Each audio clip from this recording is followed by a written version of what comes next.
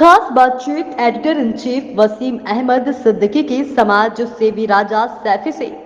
समाज सेवा ऐसी कि कश्मीर से लेकर कन्याकुमारी तक लोगों के दिलों पर राज करते हैं राजा सैफी। राजा सैफी के जीवन की पूरी कहानी खुद उनकी जुबानी। अर्श से फर्श तक कैसे पहुंचे राजा सैफी, देश खास खबर में। आदाब, नमस्कार, सत श्री अकाल। मैं वसीम अहमद सिद्दीकी। आज मैं आपको रूबरू कराऊंगा एक ऐसी शख्सियत से जो समाज सेवा में महान हस्ती कही जाती है। जी हाँ, मैं गाजियाबाद में मौजूद हूँ और आज को आपको रूबरू कराऊंगा राजा सैफी जी से, जिनका नाम सुनने के बाद हर गरीब वर्ग के अंदर एक खुशी की लहर दौड़ जाती है। ये वो समाज सेवी हैं जिनका चर्चा सरेआम हर व्यक्ति के अंदर झूमता है। अगर मैं बात करूं इनकी समाज सेवा, तो कश्मीर से लेकर कन्याकुमारी तक इनकी समाज सेवा के चर्चे हैं। चलिए रूबरू कराएंगे, आपको तारुफ कराएंगे राजा सैफी जी से। जो राजा सैफी हैं वो हमारे साथ मौजूद हैं और जानेंगे क्या क्या उनका इतिहास रहा, किस तरह से जो ये समाज सेवा का शौक उनके अंदर आया है। न तो किसी राजनीति से बिलोंग करते हैं और न ही किसी प्रकार का उनका कोई मकसद है, सिर्फ समाज सेवा ही आखिर उन्होंने एक ऐसा मौजू चुना है। अस्सलाम वालेकुम। स्वागत है राजा सैफी जी आपका मेरे चैनल पर। मैं जानना चाहूंगा, जो आज कश्मीर से लेकर कन्याकुमारी तक आपके समाज सेवा के चर्चे हैं, आखिर ये मुकाम कैसे आया और ये जो मन में आपके समाज सेवा की चर्चा आई उसका क्या इतिहास रहा और किस तरह से जो आपने जो है ये समाज सेवा शुरू की है?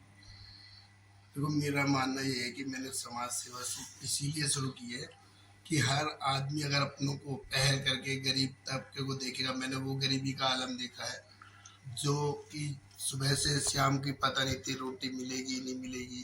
तो मैंने वो देखने के बाद फिर मैंने सोचा कि मेरे बचपन के सपने थे कि कभी अगर मेरे पास कभी कुछ ऐसा हुआ या ऊपर वाले ने मुझे इसलिए ऐसा नवाजा, मुझे इस लायक बनाया, तो मैं अपने से आगे बढ़कर लोगों की मदद करूँगा, लोगों के काम आऊँगा।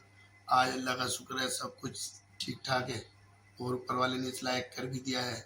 और मेरा क्या करना है, सब ऊपर वाले की मेहर है। जो ऊपर वाला दे रहा है सिर्फ मेरा काम वाला मुझे देता है और उसी को मैं आगे भर के आज आप कोने कोने में जाते हैं और अक्सर देखा जा रहा है कि उत्तर प्रदेश के जो जेल है उसमें आप जो वहाँ के लोगों को, जो कैदियों को जो है काफी चप्पल और जो वहाँ के अखराजात है, जो उनकी जरूरत चीजें वो बांटते हैं। आखिर जो जेलों के अंदर ये सारी चीजें आप बांट रहे हो, तो जेल का मौजू कैसे आया जो आपने जेलों में लोगों की मदद करनी शुरू की है?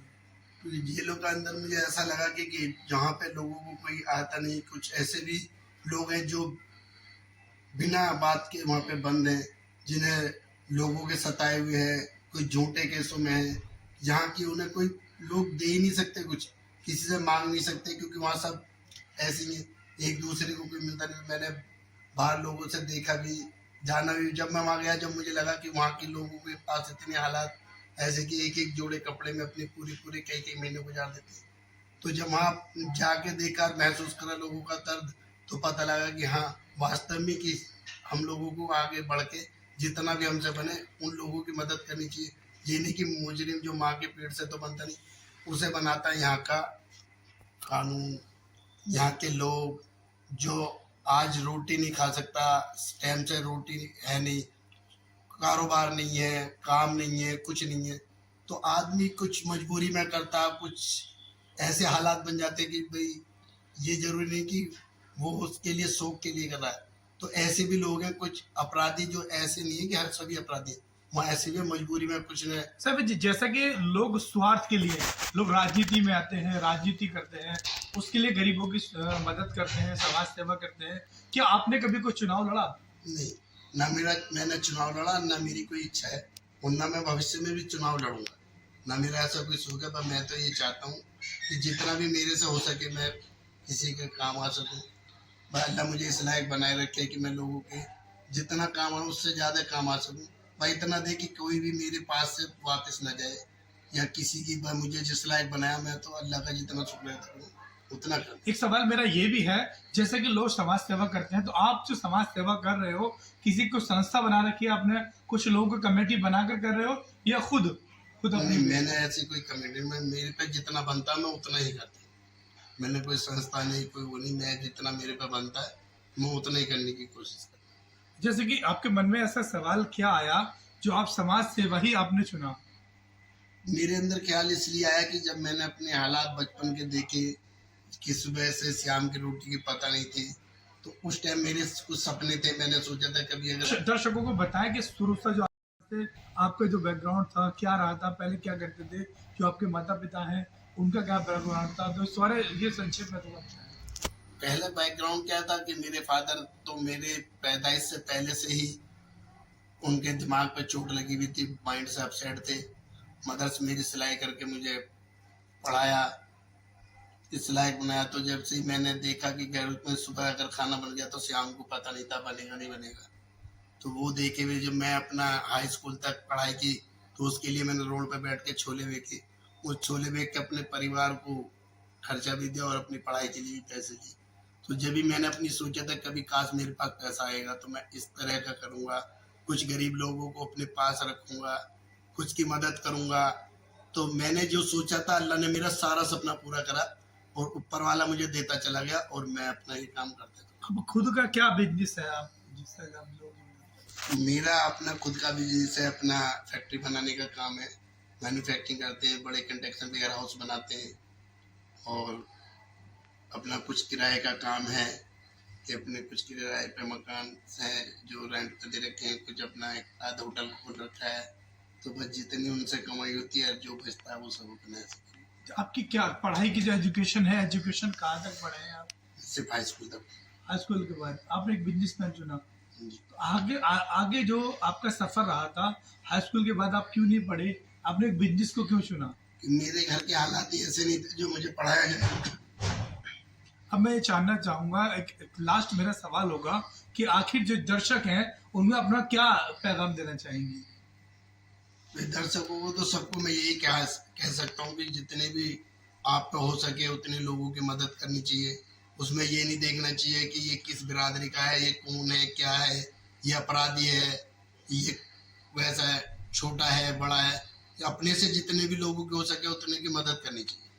जैसे कि आपके अंदर एक चीज और भी है, इस वक्त देश के हालात हैं, लोग हिंदू और मुस्लिम के नाम पर बंटवारे कर रहे हैं, और ऐसे में आपकी क्या सोच होगी जो हमारा जो देश को बांट रहे हैं राजनीति अपने फायदे के लिए, तो इसको ऐसे लोगों को क्या पैगाम देना चाहेंगे? देखिए कभी भी ये कहना नहीं चाहिए ना पे यहाँ पे हम सब हिंदू मुस्लिम सिख ईसाई सब आपस में भाई भाई, और यही नारा पहले से चला रहा। आज भी अगर हम अपने दिल में यही बैठा के चलते हैं कि ये ना सोचे कि हिंदू है, अगर हम ये सोचे ये हमारा भाई है, और कोई भी मजहब ये नहीं कहता, चाहे आप किसी को भी देख लो, खून सबका एक सा है, शरीर सबका है, ना हिंदू ना मुसलमान, ये सब हमने यही बनाए। ये सबसे अच्छी जो है वो सब भाईचारा है, उसके अलावा कुछ भी नहीं है। जैसे कि माना जाता है कि हिंदू मुस्लिम सभी लोग आपको प्यार करते हैं, और सभी के फेस्टिवल जो त्योहार है आप उनमें शामिल भी होते हैं, जैसे कि तिरंगा यात्रा हो या फिर कांवरियों के लिए जहाँ पर जो भंडारा हो, तो उसमें सभी में आप हिस्सा लेते हैं। उसके बारे में भी लोगों को कुछ बताएं कि आगे जो आज के जो लोग हैं उनको भी किस तरह से भाईचारे के साथ रहना चाहिए। नहीं, आजकल सबसे जरूरी चीज है इसमें मजहब को नहीं लाया जाए, एक दूसरे के भाई से कंधा मिला के चला जाए, चाहे वो पूजा हो चाहे नमाज हो, अपने हर त्योहार मिलके बनाए जाए। कि इसमें ये ना देखा जाए कि ये हिंदू है, ये मुसलमान है, ये सिख है, इसमें कभी भी ये नहीं जाने।